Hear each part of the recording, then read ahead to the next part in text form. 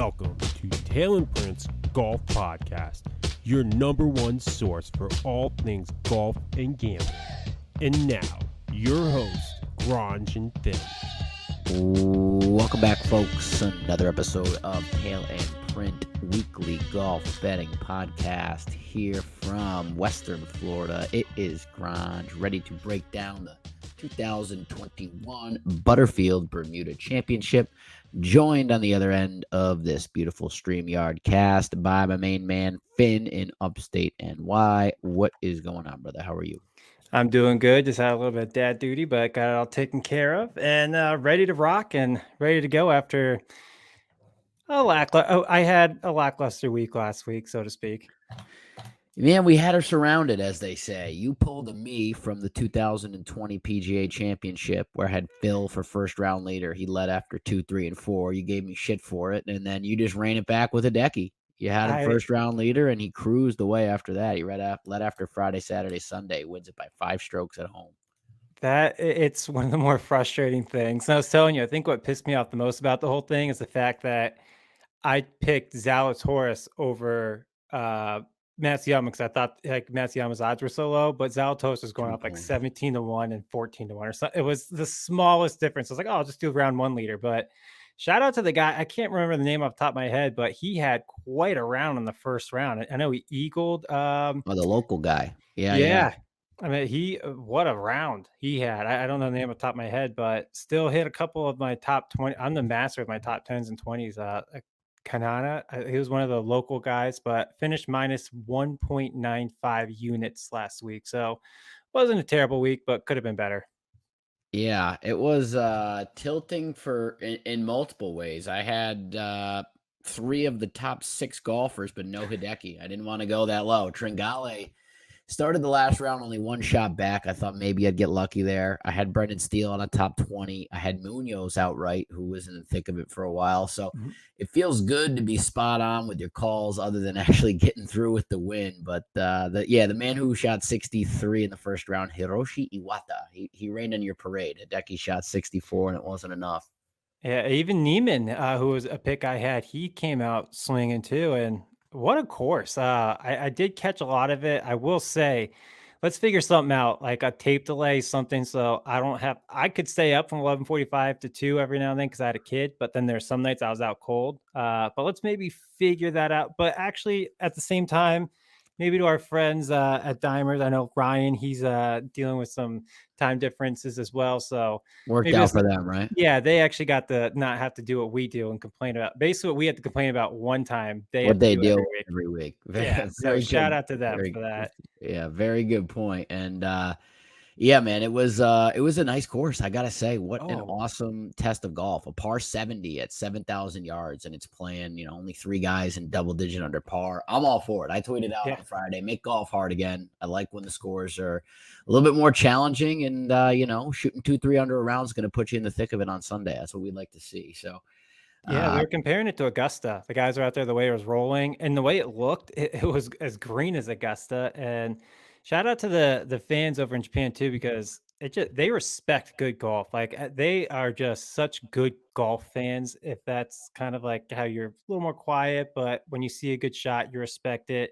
And shout out to Hideki for what a year he's having. 2021. Obviously, he didn't get the medal at the Olympics, but to win in Japan, like. He's racking up the dollars, dude. He's a god over there. Yeah, they mentioned it was potentially $1 billion win for him at Augusta. Those folks are so proud of him. And then to go home and win it. I mean, again, he was in the final group for the Olympics, too. You mentioned he couldn't get it done, but he delivers when it matters. So shout out to him. It was an awesome win. And we move onwards, man. We move on to the Butterfield Bermuda Championship. They are racking up the frequent flyer miles, those that are playing each and every week. So they're going from Vegas to Japan, now to Bermuda. Next week, they're in Mexico for the Mayakoba. So it would be nice to be a wife or girlfriend of a player this month. You get to see the entire world, out there and getting to watch some golf. So these dudes do live the life, but I'm sure it is also taking a pretty big toll on those that are out there playing it every week. That's a lot of miles, but this course is another one. It's a test. Last year it played, it's only the 3rd year they're playing here. Last year it was 15 under that did it. A lot of wind in the forecast again for this week. So it's a shorter track, but Before we get there, we'd be remiss to mention Dimers. Of course, they have us powered up this week. I've been using, this week I'm really relying heavily on them for my top 20 and top 10 picks. This is a tough field to really dive into, even for the diehards like us. I mean, this is the full Corn Ferry Tour grads. These are the bottom barrel guys, while the top tier and even mid-level to bottom level normal pros are taking this week off. They're probably not coming back until the new year. So I'm leaning on Dimers. You should be too, not only for golf, but the NBA is back in full swing. The NFL is itching towards the middle part of the season. You got the World Series.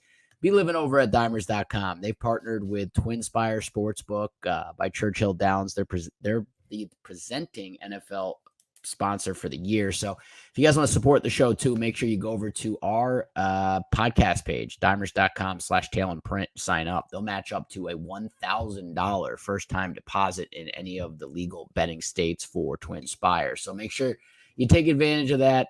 I know a lot of our listeners are in New York. That's coming soon, mobile betting. So make sure you live and breathe over at Dimers. Get you right for everything. So Tales from the course this week, nothing for your boy. Did not get a chance to make it out there this week. I'm hoping that even though you have a living, breathing human you're responsible for, you played more golf than me. I actually, for the very first time, was able to pull the ultimate dad move and take the little man golfing. I put him in a stroller and I carried my clubs. I went up to Scroon Lake, which is my Bobby Jones. You love that course. one. It's the best part. No one was out there, so I didn't even have to worry about like having a kid. He didn't cry or anything. But I would say probably the coolest thing is the first picture I took of him is I just had my backup set up there. Thank God I did that, or else I wouldn't have been able to golf because I couldn't fit it. Because wait until you have a kid, my friend. The amount of shit you have to pack in just like for them, it's insane.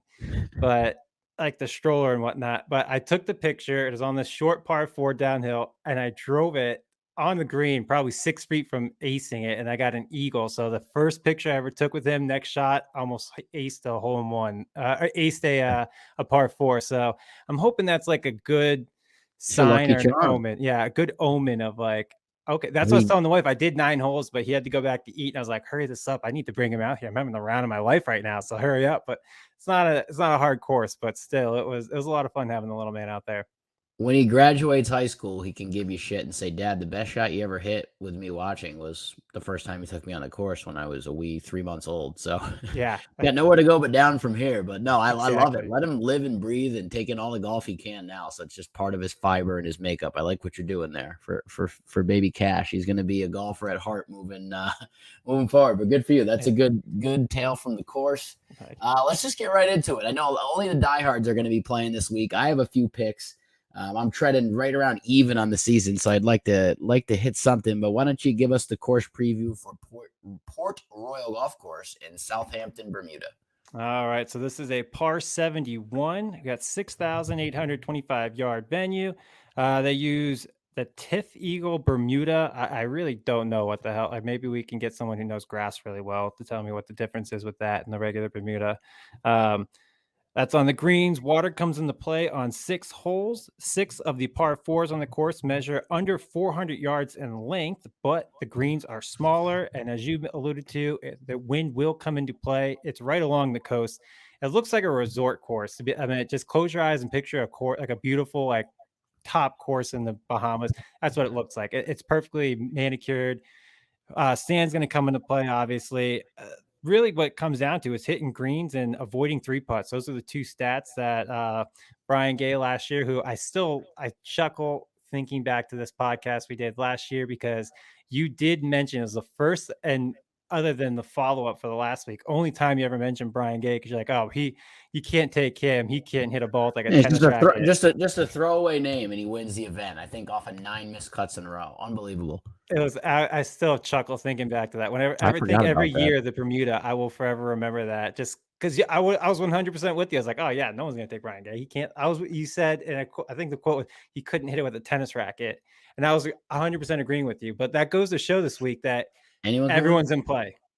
Well, if you really want to get crazy, look at the bottom of this betting board. There's some names that haven't played on tour in probably the better part of a decade that get an honor, or a decade have gotten some honorary invites. Robert Allenby, Carl Pedersen, Olin Brown, Tommy Armour, Frank Licklider. I mean, shit, Smiley Kaufman's even playing. You may have a chance to play if they're letting him play. Ricky Barnes.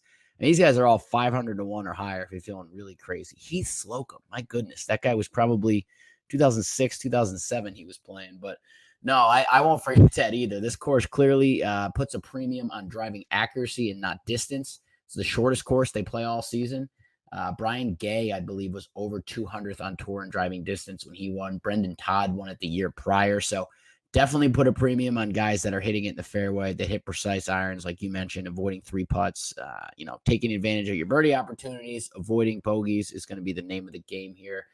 With that weather forecast, I got the winner. I'm going to take minus 19 for a winning score, but I tried to find short knockers this week, guys that, they're probably looking forward to this event saying, hey, I don't have to go out there and play a 7,600-yard course. I can just go about my business, 6,800 yards. I can take it deep if I'm doing what I got to do. So that was my strategy for this week. I have 4 outrights. I didn't go below 37 to 1, and I have 1 top 20 and 1 top 10. So would you like me to lead us off on the tee box here, or you got it? Absolutely. Get us right into the betting card, my friend. Let's do it. Show me who's sticking you. Give me the loop. Give me the loop. Give me the loop. Give me the loop. Give me the loop. Give me the loop. I have 1 top 20 play courtesy of Dimers. I found what I found to be the best odds that had their flame emoji on it. Brian Stewart, 34% chance to finish in the top 20. He's at plus 350 on FanDuel. I'm going to play that for half a unit and tail Dimers. Dig that. So that's your lone top 20? That's it. I got 3 of them this week. I will be going with the guy we just mentioned, Brian Gay. My man in this tournament right here. Let me see if I have 2019 tied 3rd. Last year he won. He's going plus 310 at FanDuel. That's why I got him at. Dimers is giving him an 11.1% chance, but clearly, this guy just loves this course. So that's somebody I'm going to be following him this week. Mike Gligic. I think I'm that's not an expert in nameology, folks, so don't worry about that. That's a tough one. That was a tough one. He's going off at plus 500 I got him at FanDuel. Dimers giving him a 13.3% chance. And last but not least, Kramer Hickok plus 320. Dimers giving him a 20.1% chance. Kind of a little Kramer. Yeah, thank you for that. Kramer Hickok. What did I say? Doug? No, I said I like Kramer. I said Doug for a second. No, I like him. I hadn't heard that name since he had that 6-hole playoff against English and lost. I'd love to see that guy win. Big fan. So just a quick little tidbit, because I was going off of past performance a lot of times with this. Every now and then, if I saw something like on a website, I was giving it a little thing. But Kramer in 2019 tied 15th at minus 13th, and last year tied 8th at minus 11. Wow. And then Mike Gligic, I will get that eventually. He was tied 53 2019, but tied 11th last year. So it's trending upwards. I like it. I kind of want to play Kramer Hickok. He's 8 to 1 for a top 10. I'm not going to actually play it, but he's definitely going to cash in now. I only have 1 top 10. Another short knocker that really rolls the rock. Awesome. Mark Hubbard at 6 to 1. That's half a unit play. Dimers gives that a 23.5%. I really like that one. I'm going to go as far to call that my pick of the week. Mark Hubbard, 6 to 1 for a top 10, half a unit. Lock it up. I dig that one. Next I got for my top 10, I'm going to go with Brian Gay again, just because the odds are good. Plus 700 for a top 10. Dimers is giving a 4.4% chance. Again, in the 2 years, he's the worst finish is 3rd. So that cashes out. So I'll take 3rd. And then next one's Ryan Armour. He's another one. I don't have it right in front of me, but I do know he plays this course very well as well. I think he was tied 8th last year, and I think he was tied top 20 the year before.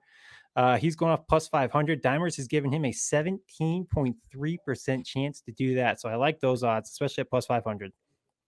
I like it. Yeah, he's another guy that comes to mind when you're thinking a real short off the tee, not anything flashy, but will probably score well out here. They actually give him, I'm looking at that. They have him almost 20% to win or to finish in the top 10. I have 4 outrights. I'm going to go all the way down to Danny Lee at 150 to 1 for 0.2 units. If you look over the course of his career, he's done his best work on short tracks. He's a guy that can get real hot when he does. He can also go shoot 80 in the first round and be out of it. So I'm just sprinkling 0.2 units on him. Another guy who popped up a few times last year in the swing on shorter courses, Austin Cook, 90-1. I'll play him for a quarter unit. I have Iron Cover Guy, which I hate to tout this dude, but I really think he's a good fit here. Aaron Rye at 60-1. He is going to make a name for himself on tour this year. I think he's going to win at least once, maybe twice. He's got a ton of game. And why not here in a weaker field like this when we can grab him at 60-1? Most people will skim right by him because they don't know him. But in this field at 60-1, I think it's good value. You'll play that for half a unit. And at the top of the board is a man with 2 top 15s at this track who, again, I just can't get over when I watched him hit a few shots when I was in Tampa at the tournament, the Valspar this year.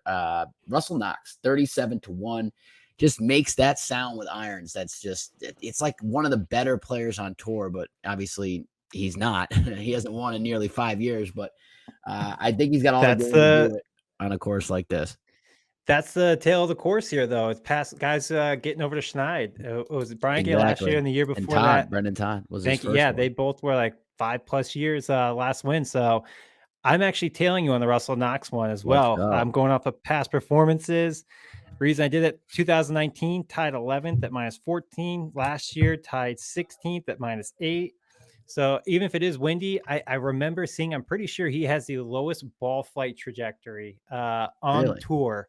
Because I remember that it was one of those times when JT did one of those, his little, oh gosh, why can't I think of the name? Like his stinger, his stinger drives, which are one of the coolest things to watch when JT does a stinger drive. So they're comparing like, how low his ball flight was and other guys. And it was Russell Knox at the lowest trajectory or lowest ball flight on tour, which makes sense. Growing up in Scotland, you got to hit it low to get below the wind. So that makes a lot of sense. But he's one of my picks, as you mentioned. Dimers is giving him a 1.7% chance. Mito Pereira, he is one of the favorites this week. I am hopping on the bandwagon just because he's been playing really well. So why not? Dimers giving a 1.8% chance. Kramer Hickok, again, I'm riding him big time this week. I like his past performances. He's going off at 65-1. Dimers is giving him a 0.8% chance. Hank Lebioda, he's another guy, again, going off of previous years.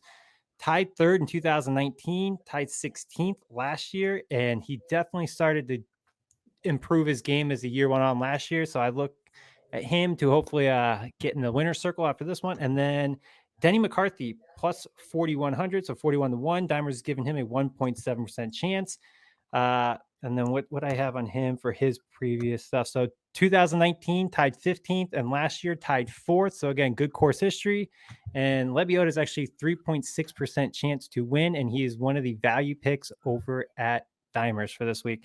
They got a lot of good value picks this week. One I'm kind of curious about is Duff Daddy, Jason Duffner. They like that. I saw that. I couldn't quite get there on Duff Daddy. He cost me a good amount of money at the end of last year. So not ready to dip my toes into that water, but always root for him. He is going to win now. It could be after the Bermuda thing, how we said, oh, Brian Gay, he can't, no way he wins. We're saying the same thing about Duffner. If it happens, folks, every Bermuda, whoever we say has no chance, bet the mortgage on it.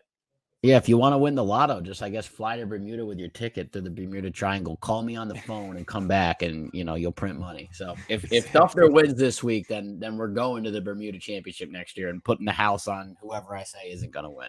Yeah, I'm like, who do you hate? Who do you hate this week? And I'll just be like, all my money on that. Boom. Cash's college is going to be paid for. And college for free off of me. Exactly. Took the words right out of my mouth. But we're keeping it short and sweet this week. You are a true diehard / degenerate gambler like we are if you are betting on this tournament. But that's why you listen to us. You love us. You're definitely signing up for our one and done contest that starts at the Sony Open. Make sure to head over to the link from our page to sign up at Office Football Pool for that one. It's going to be great. Dimers and us both giving away merch in addition to cash prizes for your buy-in and 2 free tickets to a PJ event next year. So we're keeping it rolling. It's going to be a fantastic fall swing here. A few more till we get into the holiday, and then we'll be right back at it again. Golf keeps moving. Your Giants stink. My Steelers stink. But football season's in full swing. So we know everyone's enjoying the fall weather up north. Be out golfing while you still can. And that's all I got for this week, brother. We'll be back for the Mayakoba next Tuesday night. In the meantime, keep it light. Enjoy some golf, talent print, and we're out of here. Wait up.